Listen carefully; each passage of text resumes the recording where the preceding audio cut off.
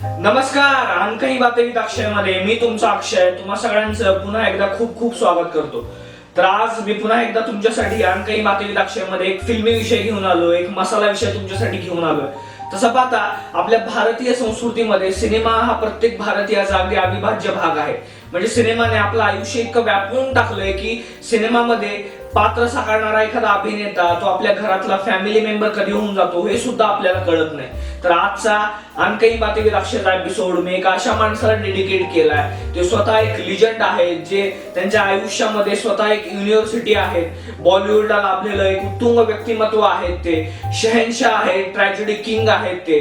तर आजचा आणखी बातें विथ अक्षयचा एपिसोड मी डेडिकेट केलाय ट्रॅजेडी किंग दिलीप कुमार यांना। बॉलिवूडला लाभलेलं एक उत्तुंग व्यक्तिमत्व दिलीप कुमार हे त्यांच्या युनिक स्टाईलमुळे आणि एका वेगळ्या अंदाजामुळे नेहमीच त्यांनी भारतीय सिनेरसिकांवर अधिराज्य केलं।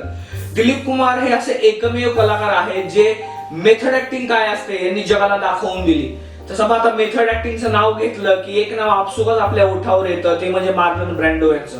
पण त्यानंतर दिलीप कुमार हे असे एकमेव कलाकार आहेत ज्यांनी जगाला दाखवून दिलं की मेथड ऍक्टिंग काय असते।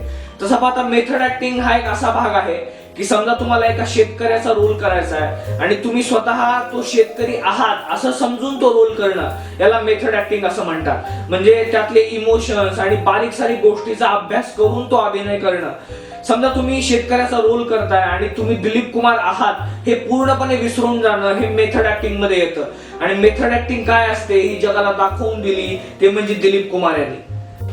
दिलीप कुमार यांचा जन्म 11 डिसेंबर 1922 पेशावर मध्ये झाला। त्यांचे वडील लाल गुलाम सरवर आणि आयशा बेगम।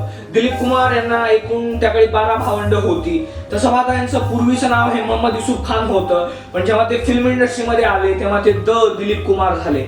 दिलीप कुमार यांचे वडील लाल गुलाम सरवर यांचा त्याकाळी फळांचा व्यवसाय होता आणि त्याकाळी त्यांनी फळांचा व्यवसाय करण्यासाठी पेशावर सोडलं आणि ते मुंबईला व्यवसाय करण्यासाठी आले।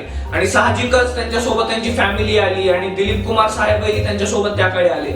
दिलीप कुमार साहेबांनी वडिलांसोबत त्याकाळी मुंबईमध्ये थोडे दिवस फळांचा व्यवसाय केला, पण त्याकाळी त्यांची वडिलांसोबत एक वैचारिक वाद झाला आणि त्यांनी मुंबई सोडलं आणि ते पुण्याला आले। पुण्याला दिलीप कुमार यांची भेट झाली ती म्हणजे ताज मोहम्मद शहा यांच्याशी। ताज मोहम्मद शहा हे त्याकडे कॅन्टीन चालवत असत, त्यामुळे ताज मोहम्मद शहा यांच्या ओळखीने दिलीप कुमार हे त्यांच्यासोबत कॅन्टीन चालवण्यासाठी मदतीला लागले। दिलीप कुमार यांनी त्याकाळी कॅन्टीनचा व्यवसाय थोडे दिवस केला, पण याच दरम्यान त्यांची भेट झाली ती म्हणजे डॉक्टर मसानी यांच्याशी। डॉक्टर मसानी हे त्याकडे बॉम्बे टॉकीज मध्ये नोकरी करत होते आणि त्यांनी बोलता बोलता दिलीप कुमार यांना सहज ते म्हणाले की तू बॉम्बे टॉकीज मध्ये नोकरीसाठी का अर्ज करत नाहीस। दिलीप कुमार यांनी त्यांचं ऐकलं आणि बॉम्बे टॉकीज मध्ये दिलीप कुमार नोकरीला लागले। स्क्रिप्ट रायटिंग साठी दिलीप कुमार बॉम्बे टॉकीज मध्ये काम सांभाळत असत आणि बॉम्बे टॉकीजच्या ओनर देविका राणी, ज्यांनी दिलीप कुमार यांचं नाव मोहम्मद युसूफ खान बदलून दिलीप कुमार केलं, अशा या देविका राणी यांनी बोलता बोलता दिलीप कुमार यांना सहज त्या म्हणाल्या की तू दिसायला चांगला आहेस, तू अभिनय क्षेत्रामध्ये का ट्राय करत नाहीस। दिलीप कुमार त्यांना असं म्हणाले की मी काम करायला तयार आहे, पण मला काम कोण देईल। तेव्हा देविका राणी यांनी दिलीप कुमार यांना पहिल्यांदा ब्रेक दिला, तो सिनेमा होता ज्वारभाटा। 1944 मध्ये ज्वारभाटा देविका राणी यांनी दिलीप कुमार यांना घेऊन केला, पण हा सिनेमा त्याकडे बॉक्स ऑफिसवर काही चालला नाही। आणि त्यानंतर दिलीप कुमार यांचा 1947 मध्ये एक सिनेमा आला, तो जुगनू होता। आणि जुगनू नंतर दिलीप कुमार यांनी कधीच मागे वळून पाहिलं नाही। एक से बढ़कर एक सुपर डुपर हिट सिनेमे त्यांनी दिले आणि ऍज अ खऱ्या अर्थाने ट्रॅजेडी किंग दिलीप कुमार झाले। तो सिनेमा होता बिमल रॉय यांचा देवदास सिनेमा। बिमल रॉय यांचा देवदास हा सिनेमा इतका ब्लॉकबस्टर सिनेमा झाला की लोकांना देवदास इतका आवडायला लागला की दिलीप कुमार खऱ्या अर्थाने त्याकाळी ट्रॅजेडी किंग झाले। तसं पाहता देवदासची कथा ही खूप साधी सोपी होती की अब्रॉडहून आलेला एक बॅरिस्टर असतो जो एका पारो नावाच्या एका मुलीच्या प्रेमामध्ये पडतो, नंतर तो दारूच्या व्यसनाधीन होतो आणि सगळी कथा अशी देवदासची होती। देवदास सिनेमा ब्लॉकबस्टर झाला, त्यानंतर दिलीप कुमार यांनी खूप सुपर डुपर हिट सिनेमे बॉलिवूडला दिले। बॉलिवूडला एका वेगळ्या वळणावर दिलीप कुमार यांनी त्याकाळी नेऊन ठेवलं। दिलीप कुमार यांनी त्याकाळी बऱ्याच सिनेमांमध्ये काम केलं। दिलीप कुमार यांचा अंदाज हा सिनेमा सुद्धा त्याकाळी खूप गाजला। त्यानंतर मेला हा सिनेमा होता। सगळे वेगवेगळ्या धाटणीचे सिनेमे दिलीप कुमार त्याकाळी बॉलिवूडला देत होते आणि याच दरम्यान त्यांची मधुबाला यांच्यासोबत त्यांचं प्रेम जमलं आणि ही लव्ह स्टोरी त्याकाळी खूप गाजली, पण त्याकाळी ही लव्ह स्टोरी सक्सेस होऊ शकली नाही। दिलीप कुमार यांच्या सोबत मधुबाला या दोघांनी एक सेलिब्रेटेड सिनेमा केला होता, तो म्हणजे के आसिफ यांचा मुघल आझम हा सिनेमा होता. हा सिनेमा तर अक्षरशः इतका ब्लॉकबस्टर सिनेमा झाला की लोकांना दिलीप कुमार आणि मधुबाला स्क्रीन जोडी इतकी आवडली की अक्षरशः लोक या जोडीच्या त्या काही प्रेमामध्ये पडले. आणि मल्टी स्टारकास्ट या सिनेमामध्ये होते. पृथ्वीराज कपूर, दुर्गा खोटे सगळे मातब्बर मंडळी या मुघल आझम या सिनेमामध्ये होते. दिलीप कुमार त्या काही सिनेमामध्ये काम करत होते, पण याच दरम्यान त्यांचं प्रेम जमलं सायरा बानू यांच्यासोबत. सायरा बानू या दोघांचं केमिस्ट्री त्या काळी खूप रंगली. या दोघांनी त्यानंतर लग्न केलं आणि अजून सुद्धा हे दोघं एकमेकांच्या सोबत आहेत.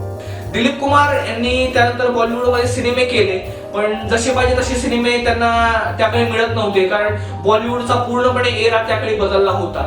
चॉकलेट बॉय, राजेश खन्ना त्याकडे बॉलिवूडमध्ये आले होते. वलय त्याकडे सुद्धा बॉलिवूडमध्ये होतं. त्यानंतर अँग्री यंग मॅन अमिताभ बच्चनचा काळ सुरू झाला. यांनी सुद्धा बॉलिवूडमध्ये एक सुपर डुपर हिट सिनेमे दिले, पण दिलीप कुमार हे त्या काळी बॉलिवूडमध्ये स्वतःचा पाय रोवून होते. दिलीप कुमार यांचा प्रेक्षक वर्ग सुद्धा त्या काळी होता. दिलीप कुमार यांनी त्यानंतर एक वेगळ्या धाटणीचे सिनेमे केले. त्यानंतर क्रांती हा एक सिनेमा होता मनोज कुमार यांचा, त्यामध्ये एक वेगळ्या धाटणीची भूमिका त्यांची होती.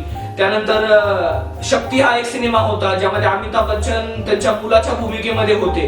हा सिनेमा सुद्धा खूप गाजला. आणि त्यानंतर कर्मा हा एक सिनेमा आला. या सिनेमाने तर अक्षरशः एक इतिहास बॉलिवूडमध्ये रचला. दिलीप कुमार यांनी एक वेगवेगळ्या अभिनयाची शैली बॉलिवूडमध्ये दाखवून दिली. दिलीप कुमार हे असे एकमेव कलाकार आहेत ज्यांच्याकडे बघून खूप मोठे सेलिब्रिटीज घडले. कधी कधी असं वाटतं की दिलीप कुमार जर झाले नसते तर आपल्याला ही मॅन धर्मेंद्र बघायला मिळाले नसते, मनोज कुमार बघायला मिळाले नसते, ते angry young man Amitabh Bachchan पासून किंग खान, शाहरुख खान सुद्धा आपल्याला दिसले नसते.